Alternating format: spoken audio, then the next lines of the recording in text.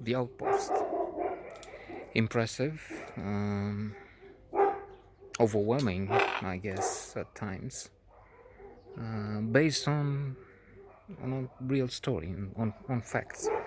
Indeed, I had a chance to watch on CNN Jake Tapper as he was plugging the film in a way. It's based on his experience. He has written a book about the Outpost, and they made the film based on it. However, he says he was not paid in the end. Almost, he wasn't paying anything. If I have this right, which sounds strange. I mean, maybe this was not made with the usual huge budget of the Hollywood mega productions, even if it has Orlando Bloom in it and some other excellent actors. I think it has also a few of the real soldiers, let's say, in supporting roles. He also mentioned the fact that it was well received when they had a screening, they had a film, and they had some of the families of those involved. Again, if I remember this correctly, and he was satisfied that they didn't take it in a bad way, so to say. It's hard to judge. There is a lot of emotion there, feeling, unless of course you are the very stable genius who is in the news again. I mean, it's every day for something stupid he says. I really can't understand how 60 million, tens of millions of Americans can still look up at this guy, but then I guess he represents what's evil in people. He has a thing now with there's an article in the Atlantic following something he said about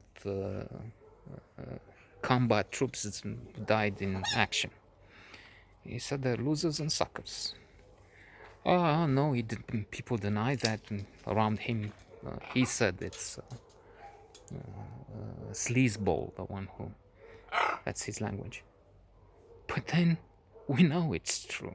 He said that about John McCain, who was caught and tortured in Vietnam in the war, by the way, which this guy skipped on burn spurs. False reasons, of course, reasons. And he's recorded as attacking and then attacking again John McCain. I'll work here. So okay, let's get back. Even if there is a connection that you have on one hand this and those who are represented by him, alas, so many. And then on the other hand, you have the people who fought in Afghanistan in the war, and they're portrayed in the movie about Outpost, about a place incredible where people don't come out. That's the basic idea. They die because it's deep in enemy territory, if I understand it, surrounded by mountains. It's incredible. They dominate. In fact, there is one observation of my son. But I mean, I thought we're supposed to. He doesn't say it in these words, but to be on top. And how do we? And they are under attack so very frequently. And when that happens, they go up and try and see. They talk to the locals, leaders with beards, and they say, "We have the money, and we'll give you the money if you give in the arms, if you convince other people, because we want peace, we want infrastructure, we want you to benefit, to develop." Reminding one of an observation made by a former, I think he's a former admiral, or anyway, high-ranking officer in the army, talking to the CNN, saying about these comments. Trump is transactional. Well, what's in it for me? That's always, I mean, if there's nothing in it for me, I don't care.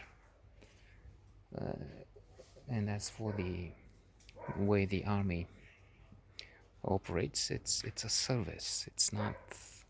It's something you do for the others, for the country. So he doesn't understand that. And it was interesting to see how well they tried to cooperate with the people there, giving them money, explaining the situation, giving good examples by coming in without the guns, understanding the issues of the locals, and trying very much to do the things the right way and offer a good example. Now, on the other hand, they have a commander-in-chief that is a monster, Satan, really, which is again puzzling. How can evangelicals, very religious people, go for the devil? I'm not religious, but this guy is the paradigm, the epitome of sin. Anyway, Outpost, wonderful, wonderful movie.